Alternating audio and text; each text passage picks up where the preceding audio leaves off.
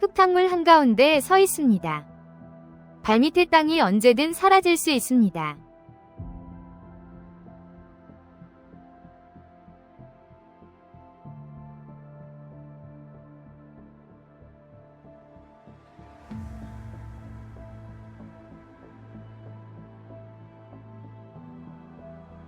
불과 몇 미터 앞에는 사람 키보다 큰 갈대가 있습니다. 16피트 넘는 악어조차 숨길 만큼 두껍습니다.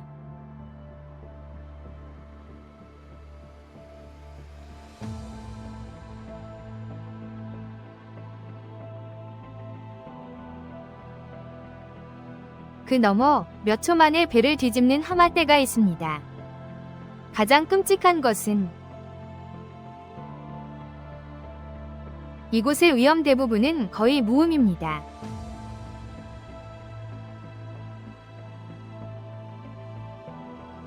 지도 없이 수천 년 동안 늪에서 살아온 부족들이 있습니다.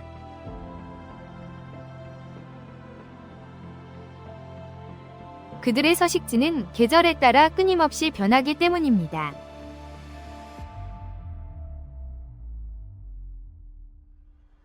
다른 곳 아이들은 수면의 특이한 고요함을 알아채는 법을 배워 물속에 숨어있는 포식자의 징후일 수 있습니다.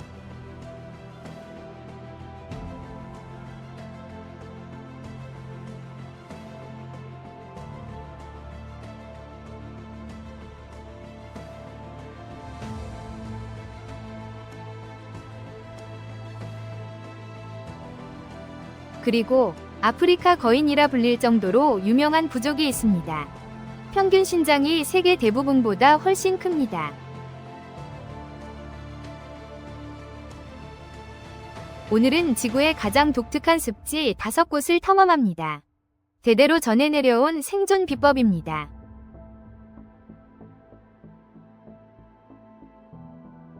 여기는 수드, 남수단입니다. 백나일강 홍수로 형성된 세계 최대 습지 중 하나입니다. 아랍어로 수드는 장벽이란 뜻입니다. 이곳은 외부 세계와 단절된 장벽입니다. 하지만 늪지대에서 수백만 명이 여전히 살아남습니다. 남수단 최대 부족인 딩카족입니다. 그들은 남다른 키로 세계적으로 유명합니다. 20세기 중반 무렵 딩카족의 평균 신장은 약 5피. 당시 세계 평균을 훨씬 웃도는 수치였습니다. 부족은 농구부족이라는 별명까지 얻었습니다. 역대 프로 미국 농구 최장신 선수 중 한 명입니다. 키 7피트 7인치인 사람도 딩카족이었습니다. 하지만 더 놀라운 것은 키가 아닙니다. 하지만 이곳에서 어떻게 살아남을까요? 많은 딩카족 여성들은 머리카락 대부분을 삭발했습니다. 태운 소똥제를 두피에 바릅니다. 이 제는 미용 목적이 아니었습니다. 해충을 막고 열을 식히기 위함이었습니다. 늪지대 강렬한 햇볕으로부터 두피를 보호하기 위함이었습니다. 소똥 연기 냄새는 머리카락, 옷, 몸에 배어 공동체의 정체성 일부가 될 정도였습니다. 수드에서는 가축이 돈보다 중요합니다. 소떼는 온 가족의 지위, 결혼, 생존을 결정합니다. 아이들은 소에서 직접 신선한 우유를 마십니다. 성인들은 말린 소똥제를 위생과 해충 퇴치에 사용합니다. 밤에는 소똥을 태워 캠프 전체를 덮는 짙은 연기 구름을 만듭니다.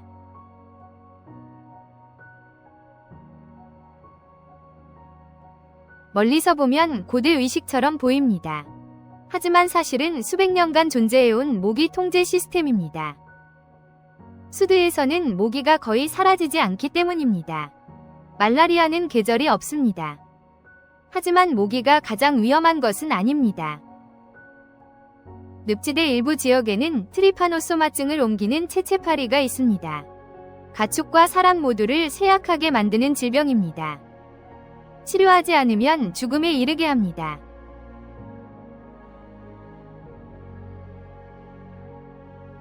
딩카족은 파리가 가장 많이 모이는 곳을 정확히 압니다. 완전히 피할 수는 없지만 피하기 위해 경로를 바꿉니다. 딩카족은 외부인이 상상하기 힘든 방식으로 이 늪지대를 이해합니다. 바람이 부는 곳에 캠프를 설치합니다. 주거지역으로 연기가 불어오는 방향에 가축 오리를 배치합니다. 위험한 고인물에 오래 머무는 것을 피합니다. 그들의 계절 이동조차 생존 전략입니다. 우기가 오면 가축대를 고지대로 이동시킵니다. 물이 빠지면 늪지로 돌아옵니다. 성인이 되면 딩카족 소년들은 이마에 깊은 흉터를 갖게 됩니다. 고통에 울부짖는 것조차 허락되지 않습니다. 이 흉터들은 벌이 아닙니다. 하지만 부족의 일원이 될 강인함을 선언하는 것입니다.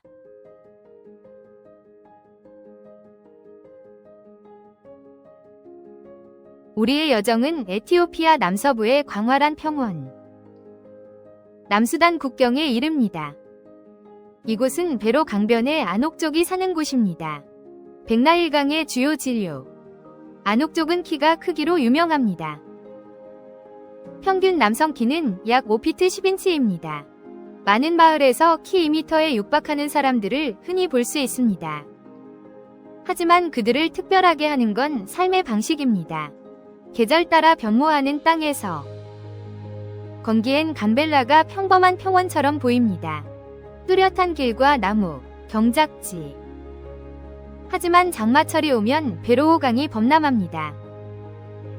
일대를 거대한 물바다로 만듭니다. 길은 사라지고 강둑은 형태를 바꿉니다. 몇 주 전 건조했던 지역도 허리 높이까지 잠길 수 있습니다. 가장 두려운 건 변화가 너무 느리다는 점입니다. 익숙한 랜드마크가 모두 사라지고 나서야 알아챕니다. 하지만 외부인에게 잘 알려지지 않은 사실은 아녹족 여성들에게 아주 독특한 많은 공동체에서 여성들은 극, 제, 동물성 지방 혼합물을 흔히 곤충 퇴치를 위해 피부와 머리에 바릅니다. 늪의 극심한 더위를 완화합니다. 우기에는 이 코팅이 모기를 줄여줍니다. 몸에 곤충이 달라붙는 것을 막습니다. 물속에서 몇 시간씩 서서 빨래할 때 물고기를 잡거나 홍수로 남은 작물을 수확합니다. 또 다른 특징은 아녹 여성들이 무거운 금속 고리를 여러 개 착용. 손목과 발목에. 이것들은 장식용만이 아닙니다. 많은 가족에게 반지수는 지위를 나타냅니다. 홍수기 식량 공급 유지 능력도 의미합니다. 일부 여성들은 배를 저을 때도 반지를 착용합니다. 매일 몇 시간씩 물속을 걸을 때도 마찬가지입니다. 아너크족은 독특한 미의 기준을 가지고 있습니다. 높은 이마와 극도로 마른 몸은 건강과 덥고 습한 늪지 적응력의 상징으로 여겨집니다. 일부 여성들은 이마를 높게 보이려 머리 앞부분을 밉니다. 이마를 높게 보이게 합니다. 모임 중에는 몇 시간씩 서로의 머리를 땄습니다. 두피에 가깝게 아주 가늘게 닦는 스타일입니다. 침수 지역을 이동할 때 단정하게 유지하기 위함입니다. 감벨라의 삶은 언제든 떠날 준비를 하게 합니다. 많은 집들은 가볍고 단순하게 지어져 빠르게 해체할 수 있습니다. 물이 예기치 않게 불어날 때를 대비해서입니다. 많은 가족에서 여성들은 씨앗을 보관합니다. 그리고 특별한 용기에 불씨를 담아둡니다. 온 마을이 고지대로 이동할 때 함께 가져가기 위해서입니다. 그들에게 불과 씨앗을 보호하는 것은 식량을 보호하는 것만큼 중요합니다. 홍수 후 공동체가 다시 시작하는데 필수적이기 때문입니다. 물이 불어나면 흙만 쓸려가는 것이 아닙니다. 뱀과 다른 동물들도 이전에는 안전했던 곳에도 나타납니다. 이전에는 아주 안전했던 무릎이나 허리까지 차는 탁한 물속에서는 아래에 무엇이 있는지 거의 볼 수 없습니다. 한 걸음마다 구멍, 부러진 나뭇가지 또는 물속에서 움직이는 무언가를 만날 수 있습니다. 감베라에서 생존은 힘이나 속도에 달린 것이 아닙니다. 물 흐름의 미세한 변화를 감지하는 능력에 달려 있습니다. 사라진 지형을 기억하세요. 삼각주 전체가 홍수에 잠기기 전에 떠날 때를 압니다. 이라크 남부, 티그리스강과 유프라테스강이 페르시아, 지구상 가장 오래된 습지 중 하나입니다. 메소포타미아 늪지대. 이곳은 늪 아라빈, 메단족의 고향입니다. 이 민물 미로에서 살아온 공동체. 거대한 갈대와 수로, 수천 년간. 이 늪에는 멧돼지가 삽니다. 220파운드까지 나가는 동물들. 키 큰 갈대 속에서 가만히 서 있을 수 있습니다. 배고파서 공격하는 게 아닙니다. 근접해야만 반응합니다. 빽빽한 갈대밭에서 불과 몇 걸음 거리에 언제든 닥칠 수 있습니다. 세균과 기생충이 피부, 상처에 닿습니다. 먹거나 요리하는 모든 것. 습기 때문에 상처 회복이 더딥니다. 사소한 문제를 만성 부상으로 만듭니다. 이곳의 위험은 하나가 아닙니다. 이곳에서 살려면 메단족은 위험을 무릅씁니다. 그들은 모든 결정에 맞서 적응하는 법을 배웁니다. 베어낸 갈대를 쌓아 인공섬을 짓습니다. 집, 가축, 가족을 지탱하는 플랫폼을 만듭니다. 이 섬들은 해저에 고정되어 있지 않습니다. 물에 떠서 조수에 따라 오르내립니다. 그 환경 속에서 메단 여성들의 삶은 다른 중동 지역과는 확연히 다릅니다. 많은 가정에서 그들이 집을 짓고 고칩니다. 무트 히프스 갈대로 만들어집니다. 이 묶음들은 함께 묶여 높은 아치를 이룹니다. 간단한 금속 프레임 없이. 특별한 점은 이 집들이 고정된 땅에 지어지지 않는다는 것입니다. 이 집들은 빽빽하게 겹겹이 쌓인 갈대 부유지 위에 떠 있습니다. 수위에 따라 오르내릴 수 있습니다. 이는 일부 가족들이 평생을 살아간다는 의미입니다. 끊임없이 움직이는 땅 위에서 엮은 갈대로 지어진 도명집들은 가볍고 통풍이 잘 됩니다. 다른 어떤 재료보다 습기에 더 강합니다. 이곳에서 갈대는 자원이 아닙니다. 유일한 기반 시설입니다.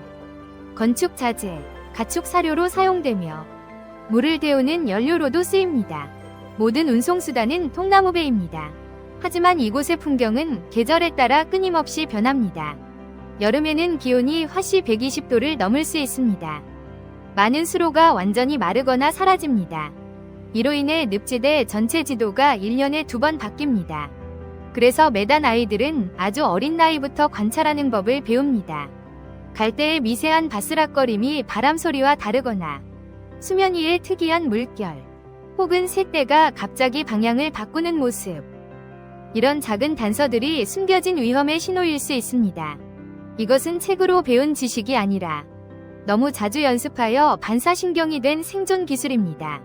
하지만 가장 놀라운 점은 이 늪지대가 한때 거의 완전히 사라질 뻔했다는 것입니다. 1990년대에 많은 물이 다른 곳으로 돌려졌습니다. 습지 90% 이상이 말라붙었습니다. 2003년 이후 물이 점차 돌아왔습니다. 많은 메단 가족들도 돌아왔습니다. 하지만 오늘날까지도 그 지역은 가뭄과 기후변화로 끊임없이 위협받습니다. 만약 당신이라면 메소포타미아 메단 습지에서 얼마나 버틸 수 있을까요? 댓글을 남겨주세요. 더 나은 생존법이 있다면 공유해주세요. 잠비아 북부 방갈로에서는 물이 너무 고요해 거의 움직이지 않습니다. 하지만 비사족에게는 그것이 가장 위험한 신호입니다. 방갈루는 중앙아프리카 최대 습지 중 하나로 홍수기에는 3,475제곱마일 이상을 덮습니다. 그들의 삶은 낚시가 전부입니다. 새벽 전 평평한 나무보트들이 항구를 떠납니다. 얕은 물에 그물을 던집니다. 하지만 이 모든 항해는 같은 영역에서 이루어집니다. 거대한 포식자, 나일 악어와 함께입니다. 이들은 세계 최대 악어 종 중 하나로 길이가 16피트 이상인 경우가 많습니다. 가장 무서운 건 거의 움직이지 않는다는 것입니다. 물속에서 몇 시간이고 움직이지 않고 누워 있습니다. 눈과 콧구멍만 보입니다. 따라서 비사족은 배웁니다. 물을 단순히 보는 대신 읽는 법을요. 물고기가 많지만 맹금류가 피하는 지역이 있다면 수면 아래 무언가가 숨어 있음을 알았습니다. 물이 갑자기 너무 잔잔해지면 평소 잔잔한 물결이 있던 곳에 그것 또한 위험의 징조였습니다. 그리고 물고기 떼가 갑자기 한 방향으로 헤엄치면 늪 바닥에서 무언가 큰 것이 움직인다는 것을 알았습니다. 착륙조차도 신중한 계획이 필요합니다. 비사족은 갈대로 빽빽한 지역을 피하고 들어가기 전 물가를 항상 확인하며 필요 이상으로 물속에 머무르지 않습니다. 이는 현대악어 안전 가이드의 원칙과 같습니다. 유일한 차이점은 비사족이 책에서 배우지 않는다는 것입니다. 그들은 부모님에게서 배우면 그 부모님들은 다시 이전 세대에게서 배웁니다. 세상에서 가장 위험한 늪에사는 비사족의 생존 기술에 감명받으셨습니까? 그렇다면 아래의 숫자로 댓글을 남겨주세요. 다른 의견이 있으시다면 저와 다른 분들도 알 수 있도록 알려주십시오. 보츠와나의 오카방꼬 델타는 지구상에서 가장 이상한 장소 중 하나입니다. 앙골라에서 발원하는 강이 620마일 이상 흐릅니다. 하지만 바다로 흘러드는 대신 칼라하리 사막 한가운데서 사라집니다. 물은 델타로 흘러들어가는데 그 면적은 약 5,790제곱마일입니다. 그리고 천천히 모래 속으로 스며들거나 뜨거운 태양 아래서 증발합니다. 바다로 향하는 출구가 없습니다. 더 이상한 것은 이곳의 홍수기가 다른 곳과 정반대입니다. 앙골라에는 연말부터 비가 내립니다. 하지만 물이 보츠와나에 닿는데 수개월 걸립니다. 따라서 오카방꼬 델타는 건기에 범람합니다. 주변 땅이 목마를 때 우기가 돌아오면 물이 빠집니다. 이 변화무쌍한 생태계 속에서 YA족과 샌드족이 살아갑니다. 그들은 땅을 지배하려 하지 않습니다. 그저 변화에 맞춰 움직이는 법을 배웁니다. 이곳의 가장 중요한 이동수단은 마코로입니다. 속을 파낸 통나무로 만든 전통배입니다. 운전자는 노를 사용하지 않습니다. 배 뒤에 똑바로 서서 긴 장대로 얕은 물을 헤쳐나갑니다. 깊이는 약 50cm 정도입니다. 이 때문에 주변을 끊임없이 관찰해야 합니다. 물살, 소리, 갈대 방향, 심지어 물 표면의 느낌과 장대 아래서의 변화까지. 오늘날 일부 마코로는 유리섬유로 만들어집니다. 큰 나무를 베는 수고를 덜기 위함입니다. 필요한 크기로 자라려면 수십 년이 걸리는 보트 제작용으로. 하지만 무서운 점은 그 물속에 그들만 있는 게 아닙니다. 하마는 가장 큰 위험입니다. 마코로를 타고 다니는 사람들에게 영역을 지키는 수컷 하마는 언제든 보트로 돌진할 수 있습니다. 위협을 느끼면 말이죠. 사람보다 빠르게 헤엄치며 육지에선 시속 29km 이상 달립니다. 하마 외에도 나일악어, 물길을 헤치고 가는 코끼리, 강한 물살을 만들고 물소 떼가 떠다니는 섬 주변을 움직입니다. 오카방꼬의 위험은 한 가지가 아닙니다. 동시에 나타나는 여러 위협이며 해마다 밀물과 썰물에 따라 끊임없이 변합니다. 야해족은 하마를 알아봅니다. 보기도 전에 말이죠. 특유의 냄새로 미리 감지합니다. 모래 위 발자국, 새벽 안개 속 낮은 으르렁거림, 특정 지역에 모인 새떼, 모두 신호입니다. 하지만 아무 신호도 없는 날도 있습니다. 안개가 물을 덮고 키 큰 갈대가 시야를 가립니다. 모든 것이 이상하게 고요해집니다. 하지만 가장 무서운 순간은 아무런 경고도 없을 때입니다.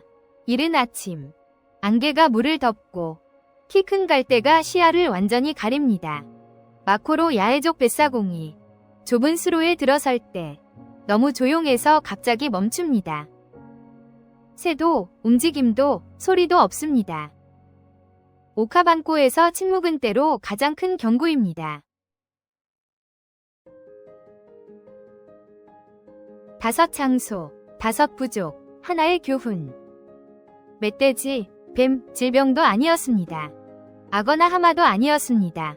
그보다 더 대처하기 어려운 것이었습니다. 그 어떤 것보다 끊임없이 변하는 환경이었습니다. 늪지에서 위험은 예상치 못하게 오지 않습니다. 물의 흐름에 따라 스스로 재구성됩니다. 경고 없이 변모하며 거의 감지할 수 없는 변화 속에 숨어 있습니다. 이 부족들은 통제에서 살아남는 것이 아닙니다. 끊임없이 주의를 기울이기 때문입니다. 우리가 혼돈만 보는 곳에서 그들은 정보를 찾습니다. 이상하게 구부러진 갈대, 새가 있어야 할 곳에 새가 없는 지역, 무형의 무언가를 알리는 냄새.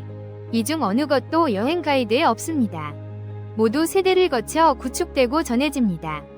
정말 인상적인 것은 그들의 인내력이 아니라 그들의 정확성입니다.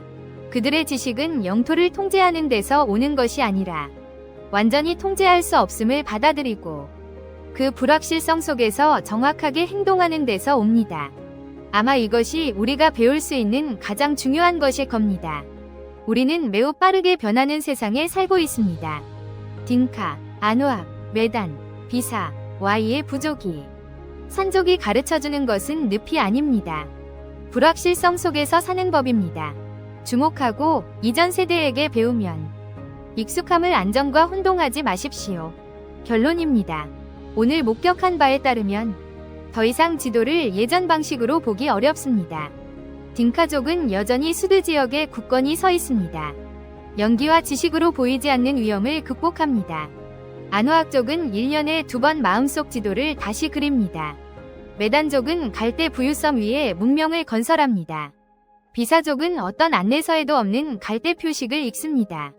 Y의족과 산족은 멈추지 않는 땅을 가로지릅니다. 이 5부족 중 어느 부족이 가장 인상 깊었습니까? 여행 중 어떤 부분이 가장 깊은 인상을 남겼습니까? 답변이 궁금하니 댓글로 공유해 주십시오. 인간이 자연의 논리를 강요하지 않는 다른 땅을 탐험하고 싶다면 자연과 조화롭게 사는 법을 배우는 곳을 다음 모험을 놓치지 않도록 채널을 구독하고 좋아요를 눌러주십시오. 급변하는 세상에서 가장 가치 있는 교훈은 환경을 통제하는 법이 아니라 뒤처지지 않도록 잘 경청하는 법일 것입니다. 당신은 주변에 진정으로 귀 기울였습니까?